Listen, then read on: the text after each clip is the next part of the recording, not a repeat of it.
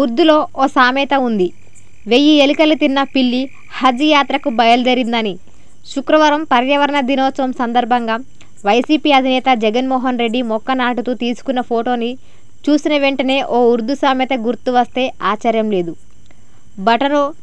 Button నొక్కడు సభల కోసం బయటకు వస్తే చుట్టుపక్కల పచ్చటి చెట్లని నరికించేస్తూ పర్యావరణానికి తీరని నష్టం కలిగించిన ఏకైక ముఖ్యమంత్రి జగన్మోహన్ రెడ్డి మాత్రమే.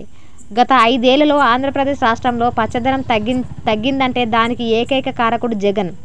పచ్చటి చెట్లకు పేకరించేసి కొండలు గుట్టలు తవ్వేసుకున్న వైసీపీ నేతలే.